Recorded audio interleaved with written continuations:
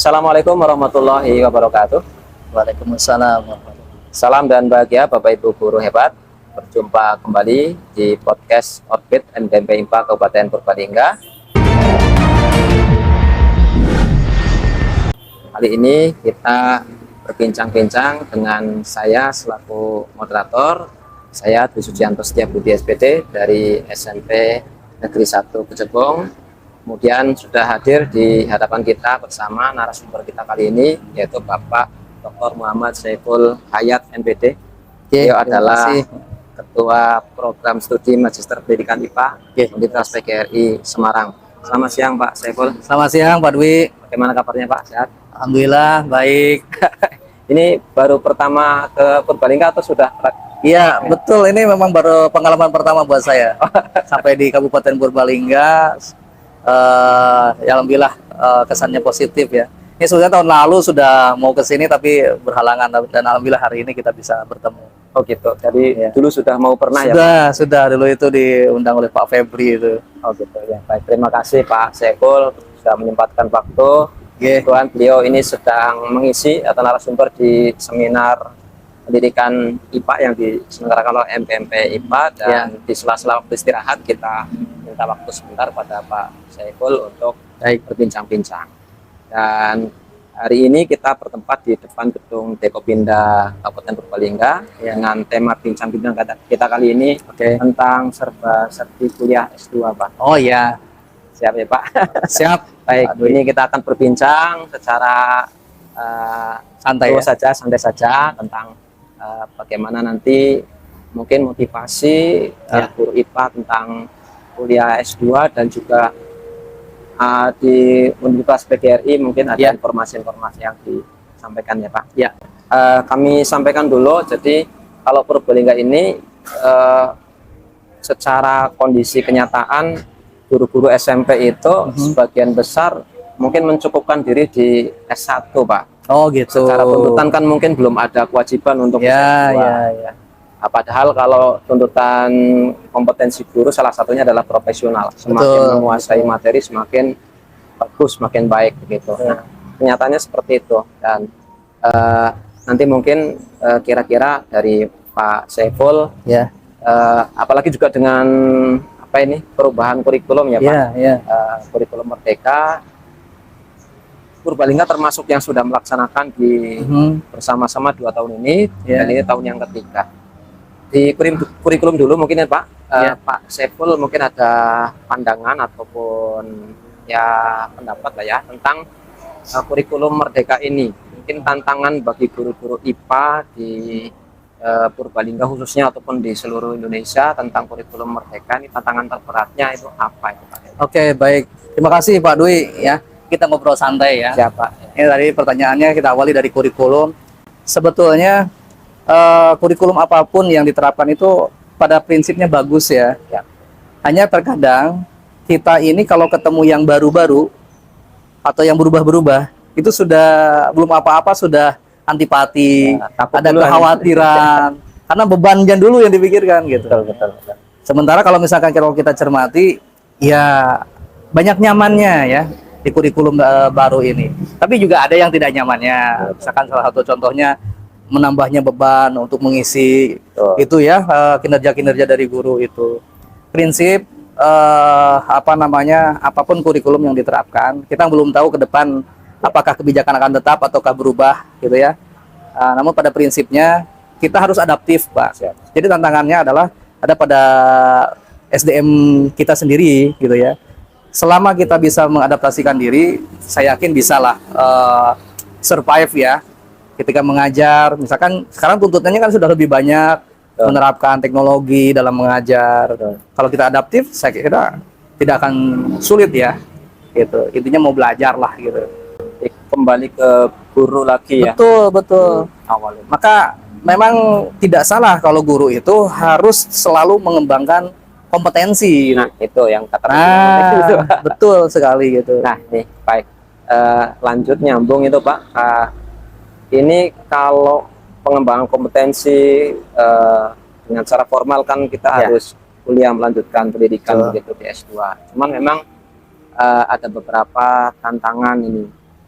termasuk motivasi begitu ya. Ya, ya. Mungkin bagaimana ya cara memotivasi guru kita itu supaya bisa kuliah S2 atau melanjutkan pendidikan. Baik, terima kasih Pak Dwi.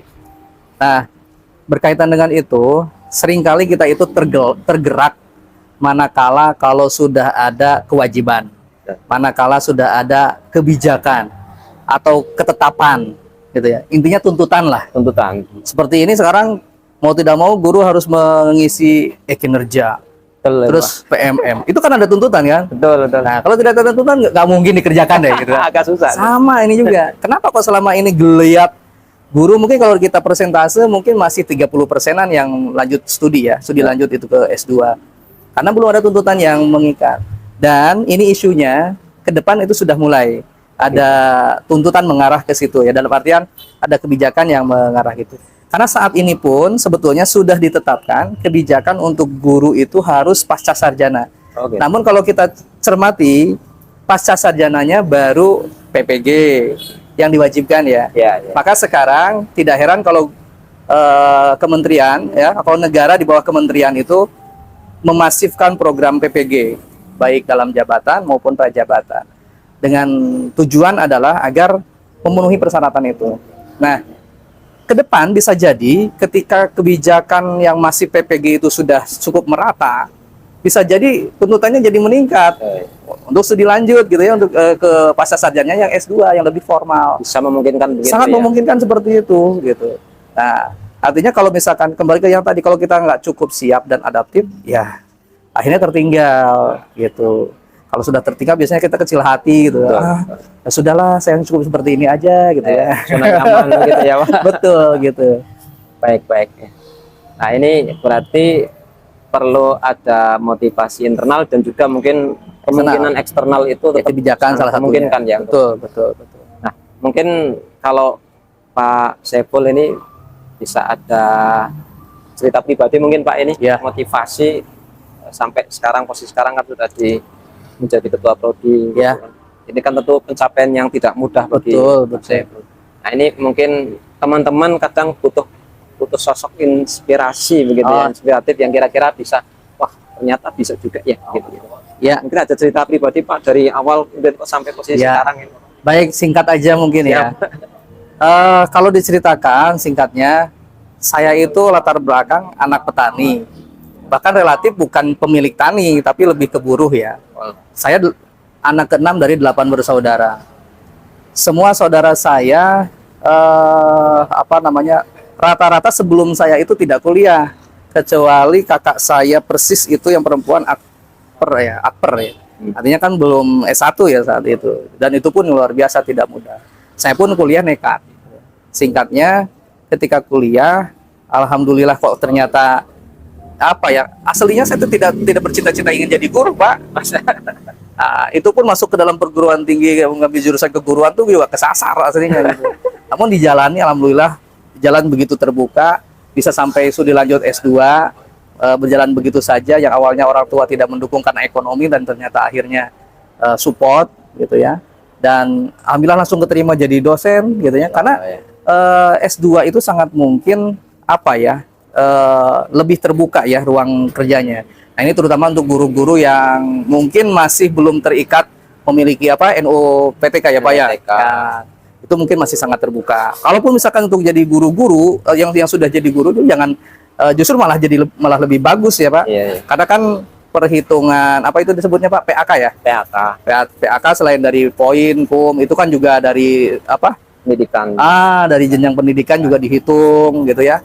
Belum lagi untuk menjadi pimpinan di sekolah lebih diperhitungkan. Seperti tadi saya cerita di ruang seminar, saya punya mahasiswa, terhitung ini sudah ada 3 orang, yang satu itu belum juga lulus, baru menjelang ujian tesis langsung diangkat jadi kepala.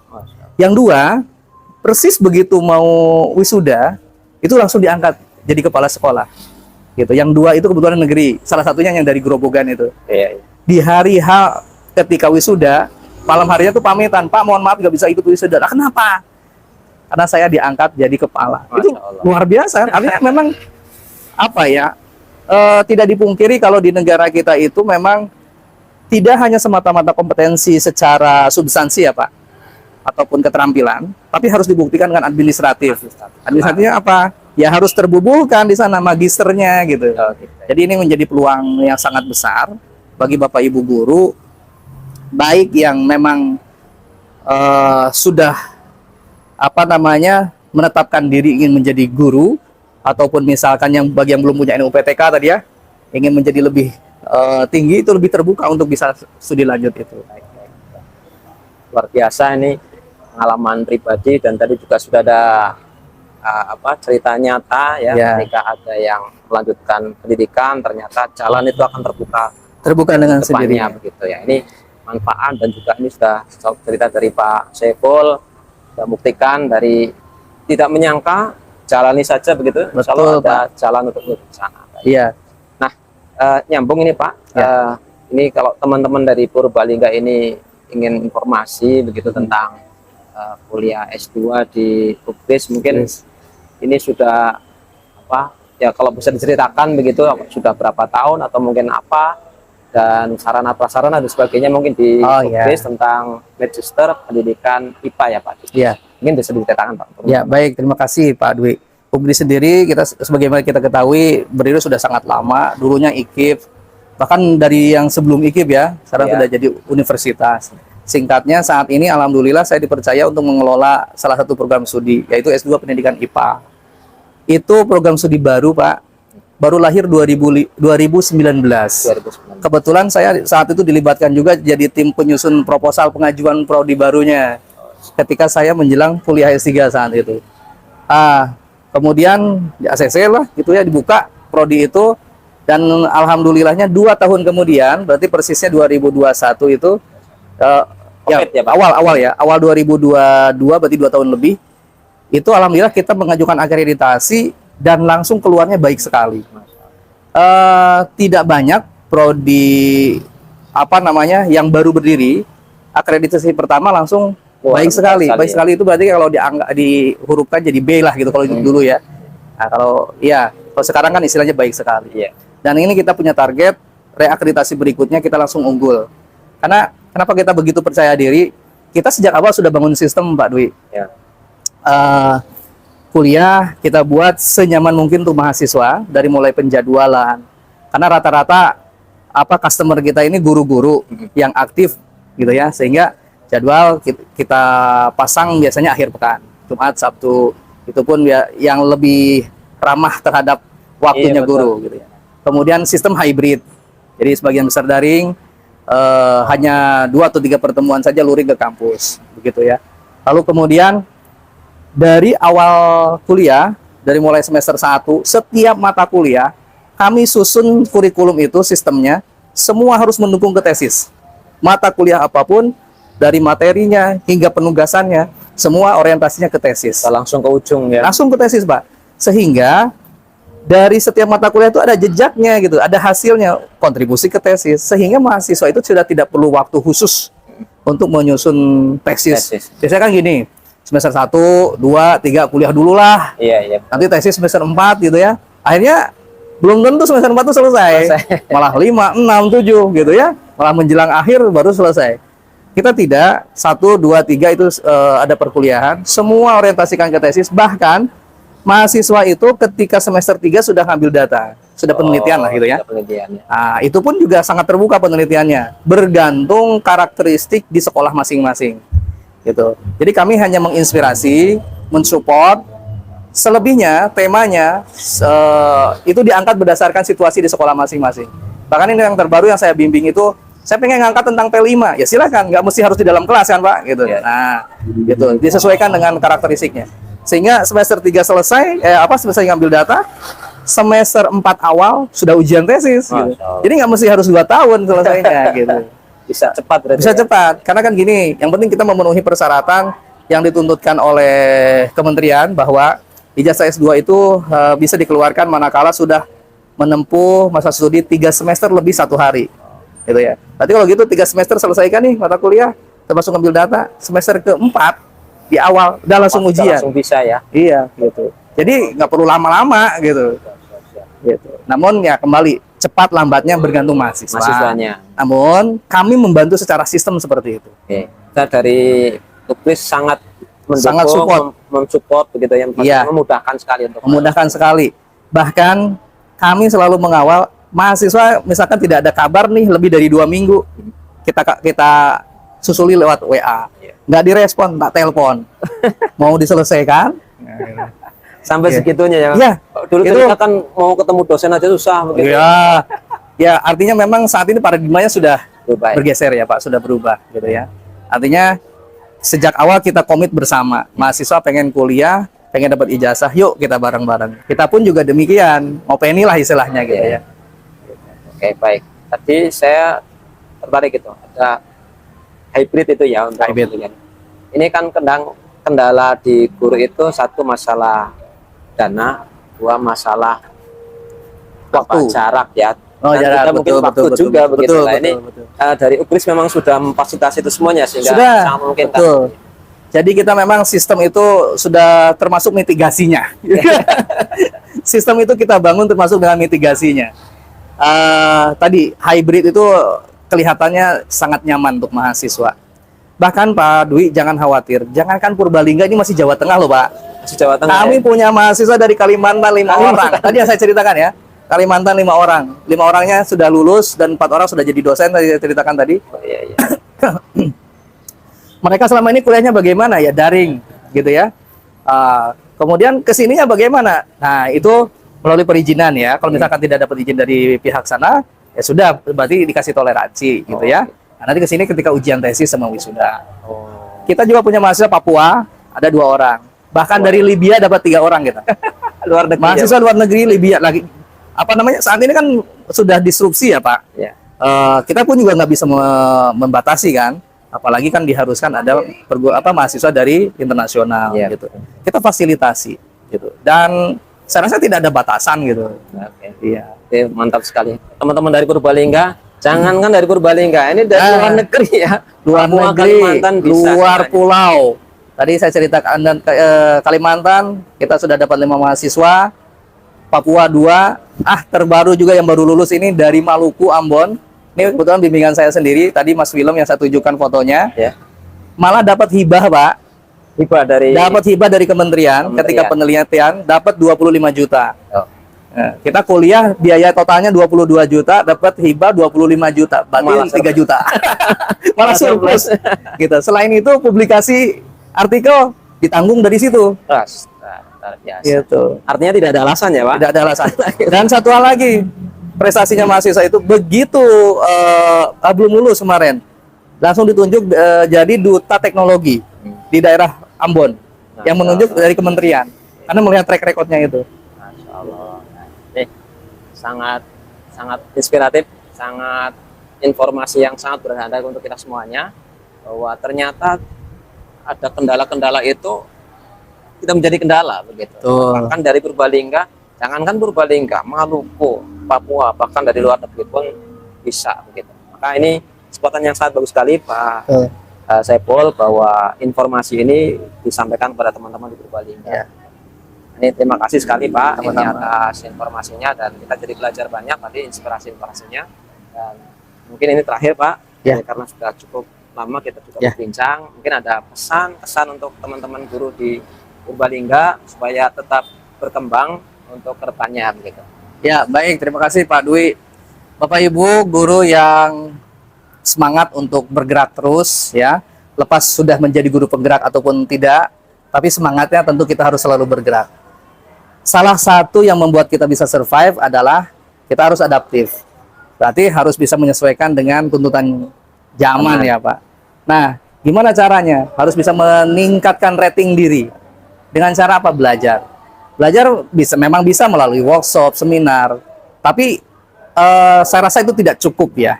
Tidak cukup untuk bisa membekali kita, gitu ya.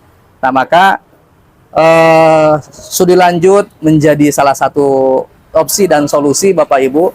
Terlebih saat ini di era disrupsi ini, perkuliahan untuk S2 khususnya itu sudah tidak lagi dibatasi oleh tembok ya. Tidak dibatasi lagi oleh ruang kelas yang berbentuk persegi ataupun kotak. Tapi sekarang sudah era disrupsi ini, kita fasilitasi, sudah ada sistem. Kita sudah ada SPADA, namanya. SPADA itu Learning Management System kita. Yap. Jadi nanti presensi, link perkuliahan, tugas, materi semua ada di situ, termasuk asesmen penilaiannya juga ada di situ. Kita fasilitasi dengan, sekarang sudah banyak platform untuk ini kan Pak ya? Ada Zoom, ada Google Meet dan sebagainya. Ya. Itu yang kami lakukan untuk mengadaptasikan diri juga dalam program studi Magister Pendidikan IPA ini, memfasilitasi Bapak Ibu guru khususnya untuk menjadi mahasiswa kami. Jadi terutama untuk yang masih seger nih secara usia ya, dan energi juga, harus selalu semangat, jangan kalah yang sama-sama yang sudah senior ya. Harus punya keinginan untuk studi lanjut dan mengembangkan diri. Itu saja mungkin ya Pak Dwi. Siap, mantap, luar biasa, motivasi, informasi, dan juga terus mendorong kita guru-guru IPA di Purbalingga khususnya supaya terus bergerak, terus mengupgrade dan tadi adaptif dengan kondisi zaman. Saya kira sangat banyak sekali yang kita dapatkan Pak Saiful Hayat dari kami mewakili rekan-rekan guru di pengurus MGMP dan juga di Purbalingga umumnya. Kita mengucapkan terima kasih atas waktu dan juga ilmu, motivasi yang sudah disampaikan. Bisa ketemu nanti di lain kesempatan. Mudah-mudahan sukses selalu untuk Pak Saiful Hayat. Baik, itu saja mungkin podcast kita kali ini. Kita tutup. Kita akan jumpa di podcast-podcast yang berikutnya. Nantikan terus orbit dari MGMP IPA SMP Kabupaten Purbalingga. Dari saya terima kasih. Assalamualaikum warahmatullahi wabarakatuh. Waalaikumsalam warahmatullahi wabarakatuh. Terima kasih Pak Saiful. Sama-sama Pak Dwi.